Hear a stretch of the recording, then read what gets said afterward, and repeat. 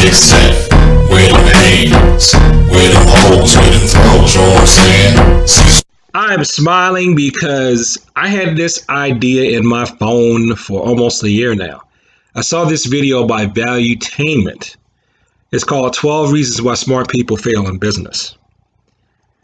But it made me think of 12 reasons why smart people fail in martial arts. If you don't want to hear the whole video because you're just too busy, basically a lot of people fail that are smart because you think you know it all, so nobody can tell you anything, and you think you've already got it figured out. So we can't tell you anything. You've heard, if you've been around martial arts a while, you've heard the whole, you have to empty your cup before I can pour what I have in my cup into yours. So let's go through this pretty quick. 12 reasons why smart people fail in martial arts. Now I'm going to list the reasons below this video. First one is Shoshin Disappears. That means the beginner's mindset. The ability to just go, wow, look at this martial art. When you're in awe of something and you see it as something new, you tend to have more reverence for it. But if you come in there thinking you already know about martial arts in general because you already think you can fight, or you already think you know about that style because you did this other style, so you know this style, you're putting up a barrier of your ego that your instructor basically is going to have to pick, chip, if not kick or explode or slam through in order to be able to tell you something. So it's off-putting when you're real arrogant like that. Slow down, be humble, like the rap song said. Number two, too conservative. Now, in business, I can see how that could be, you're not willing to take risks, but that can happen in your martial arts training. I know a way I've been too conservative a lot of times is there have been times that I've been too conservative in wanting to spend money for quality training. I still have that problem, but that's because I have other obligations, but it's still being too conservative and being too conservative with your time. You're going to have to invest time and money in the long run in the martial arts to improve. If you don't have a lot of one, you're going to have to invest more of the other. So let's say if you don't have a lot of money to pay people who can cut your training time in half, you're going to have to pay in time to drill yourself so that you just invest the time to get your body to the place that you need it to be. You study to get yourself to the place that you need to be, where it's almost like having that person who could just tell you the thing that can take you to the next level. So you can't be too conservative. You've got to invest your time, energy, and money if you want to get better at martial arts, just like anything else in life. Some people, number three, overpromise and underdeliver. This is going in the other direction of being too conservative for martial arts. You are overtraining. You're overpromising yourself by overtraining, investing too much time into your martial arts practice at the detriment of other areas in your life. You're basically off balance.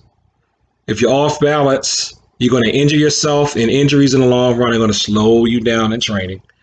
If you're spending too much time on the road, you're going to, hey, I have a black belt, and hey, I'm getting divorce papers. What good is it for you to become an ultimate super high dan, super grandmaster Sifu sash person, and you don't know your kids, don't know your spouse. They want to fire you at work because you spend all your time, doing cartwheels and high kicks and leg locks when you should be doing your work. So, your business is suffering because you're focusing too much on your hobby. You get hurt. Yeah, you made money off the match, but you didn't have good insurance. So you overpromised on your warrior ethic, but then you underdelivered in the medical side of being able to take care of your injuries. So don't do that. This is a good one. Number 4, fact-driven. There's a lot of stuff as you get higher up in the martial arts that is going to contradict traditional Western logic. And if you can't let go of how you think stuff's supposed to work, you're not going to be able to get as far as you could. Or really with martial arts these days, it's more in terms of you're too driven by false facts. And what I mean is, I'll take a perfect example. And this is going to make people click out the video right now. And I don't mean to talk bad about him, because I'm not talking bad about him. I'm talking bad about his critics. And that's George Dillman. So you have the opportunity to train with someone like George Dillman. If you don't know who he is, Google him. There's a lot of stuff out there that tries to smack, trash, talk him down, and all this other stuff. So if you're driven by that, because the way that's written up, that's factual, right? That's what Wikipedia says, or, these debunking martial arts sites say, and they say how bad the no-touch knockout is and all this other stuff. And, when he was just primarily competing, he was okay. But then when he went off in this other direction, I've met George Dillman several times, and I can tell you, he's like Edwin Takamori in judo. If you don't know who Edwin Takamori is, you should look him up.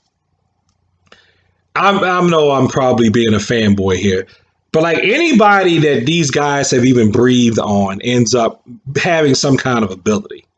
Whether you agree with all their ideas or philosophies or not, just talking to people like that, and there are countless other martial arts instructors that are like this, but these are two that come to mind to me immediately, because I've been so influenced, whether I've known it by by not just them directly, but people that they've trained. That I'm telling you, people like that, you can get a lot just talking to them. If you bump into them on the street and you talk to them about martial arts for 5 minutes, you will get a lot out of what they've done. Now, Edwin Takamori doesn't have a lot of books. He's just got a lot of students in the DC area, or former students. I'm one of his former students, actually. And George Dillman has a lot of books. So that's one of them over there. I'm not going to go get it, but if they can write those kind of books and they can generate that kind of controversy, especially, well, that's more George Dillman, if anything else, in terms of controversy.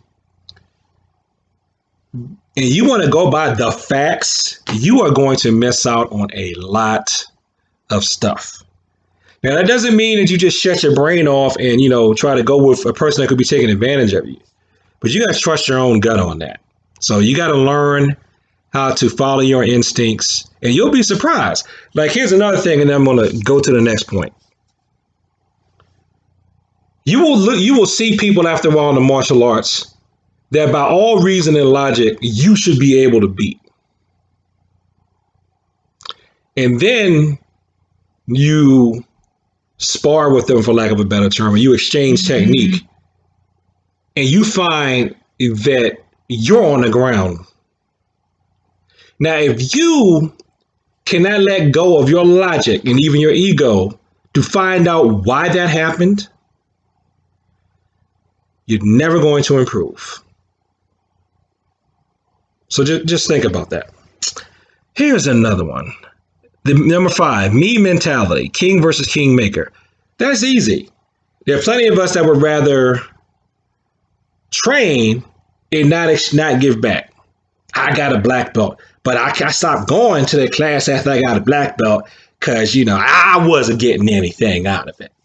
Oh, did you go create your own club? No, I'm not getting anything out of it. You don't stop. I mean, I will say this, and people won't get mad at me saying it. I mean, look, if you just wanted to get a black belt or something and walk away because you feel like that was on your bucket list, you checked it off, you did it, I don't have a problem with people like that. What I have a problem with is you think that you're always supposed to be taking, and you don't think that you're supposed to be giving back. It doesn't work that way. And I'm really talking to myself about that because I've been guilty of that. People have just straight up confronted me to my face. You have to give back. You can't just keep taking. The martial arts, especially the traditional ones, because they don't have the help of television anymore, we're not going to survive if we don't reproduce ourselves, if we don't teach other people what we know, if we don't create colleagues who can go get information and then we can all learn together. If we don't be kingmakers and instead want to just be kings, the martial arts are not going to make it. So there. And that pretty much bleeds over into number 6, entitlement. You don't respect your instructor's time. because you think that they're just supposed to be all about you. You know, like you come to class and you think that, well, because I paid, then it should be focused on me, or because I've been here the longest, she should always be focused on me. No, there are other people in the class, and just like somebody took time with you when you were a beginner, you need to let your instructors take time with them. And as you get more advanced, you should be helping your instructors with other people. Okay? If you want all of your instructors' attention for that lesson, then you should pay for a private lesson. Won't admit mistakes. That's pretty much self-explanatory.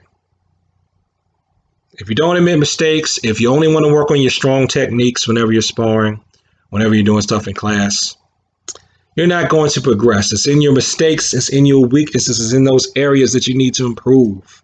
Struggling to improve those areas can often just make you better, because the struggle is what it's about, not necessarily the achievement. It's in the struggle that we reach the goal that we want to get in the martial arts. Sorry for being vague, but once you understand what I'm talking about, you'll know what I mean.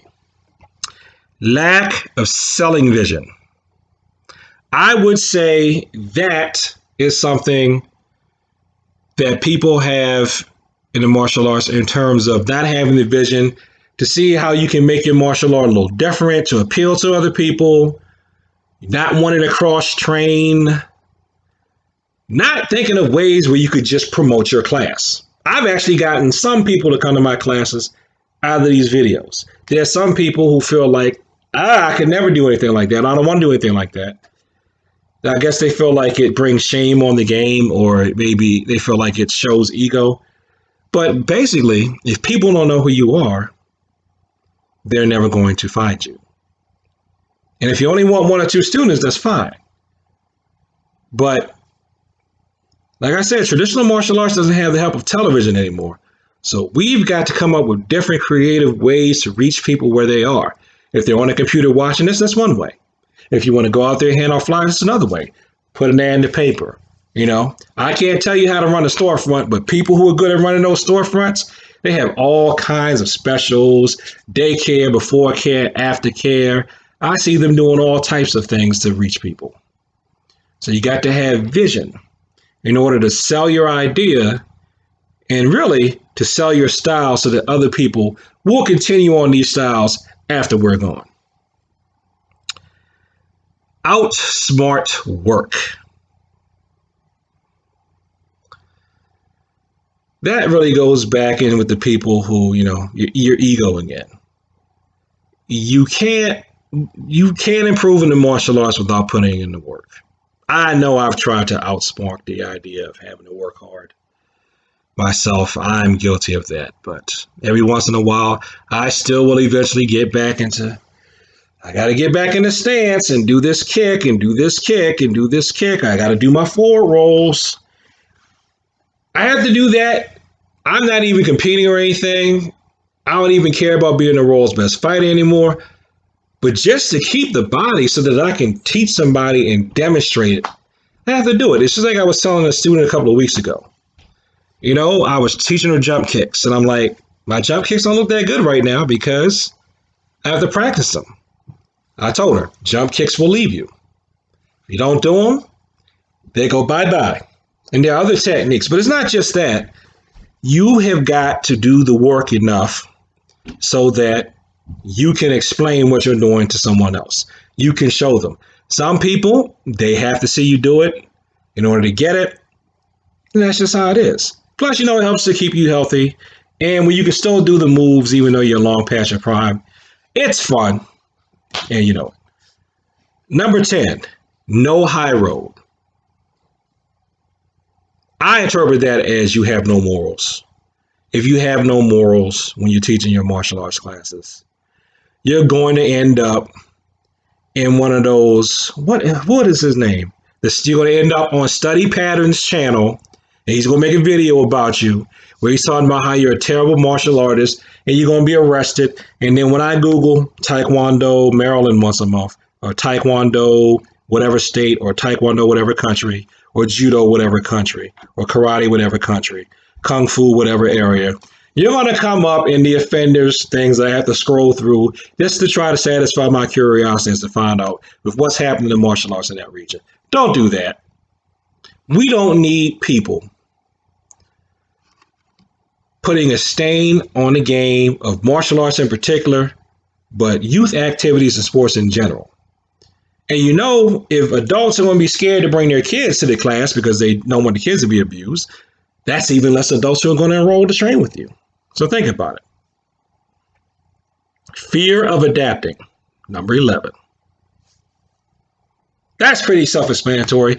You got to adapt your art to the times. If you don't adapt your art to the times, people are going to think you're stuck in the past and they're not going to want to train with you. Now, you know, sometimes that's kind of good because I hate people who always have to have the newest thing. But again, if we are going to want the traditions and these teachings and this wisdom and knowledge and all that, and this way for the weak to defend themselves against the aggressive, we have to adapt to teaching them, to reaching them, so that the stuff can live beyond us. Number 12, not getting your hands dirty. I think that's covered in outsmarting work, but I'll repeat those things again. You got to get your hands dirty. I know sometimes I don't like to get my hands dirty. Sometimes I don't like to spar anymore. And sometimes I'd rather just truly talk coach instead of have to still be a physical coach. But whenever I get in there and physical with them, like even if I'm aching, like my back's bothering me or something like that, or like that time I was on crutches. What happened to get me on? What did I do to get on crutches that time? Oh yeah, I overdid it moving, and I couldn't take pain. I couldn't take ibuprofen. Doctor wouldn't let me take it, and I was teaching on crutches. But it's like it's a weird thing. It's like I went and I was standing on the crutches, and I was talking, and then the next thing I knew, and I was wondering why the kids were looking at me. It's like I was demonstrating some of the stuff that they were learning, and then I get back on the crutches. And it was like after the class, I felt like teaching healed me. I can't explain it, but that's how I felt. That's what happened. And really, when you get your hands dirty with your students, even though you can't always do this all the time, because there does have to be somebody who's, you know, being observant, looking around, looking out for people's safety, they do respect you more, especially if you're talking about younger people. I would say young people and probably most young dudes respect a teacher who can get out there with them. Even if you can't still do like they do, they respect you more if you get out there. Now, having said that, I'm not talking about the students who, you know, you got to be like the Lord of the Dothraki on Game of Thrones in order to impress them people. But people who are regular, I'm not going to say regular, people who have a proper mindset really will respect you for getting your hands dirty. Now, to me, getting your hands dirty doesn't necessarily mean wrapping up and banging with them every week. But again, if you can still physically demonstrate a technique, even if you can't physically demonstrate a technique, if you will sit there with him or her and help them and explain them and correct them until they get it right.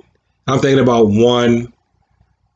She wasn't my instructor per se, but she was I would say she was an upline or a senior. She would be like an executive in an organization. We were a corporation. She was a senior belt. She couldn't I'm not going to name drop, but Karen, you know who you are. Help me with Nyan Okada.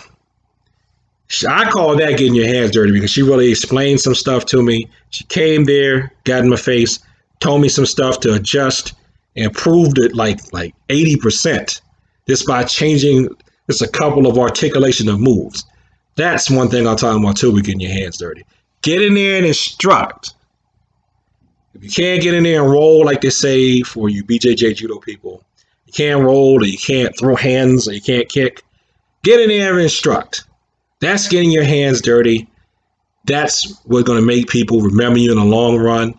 And that's going to be another way where we could go back to, what is this point? Point number 5 of not just being kings and queens, but being kingmakers and queenmakers so that the martial arts will survive beyond us. So Thanks for watching this video. Like, comment, and subscribe. Please share this with people who like to talk about the martial arts. Go back to the original video that I'm going to link to that inspired this talk so you can learn more from the person who originally had the idea. And as I always say, peace.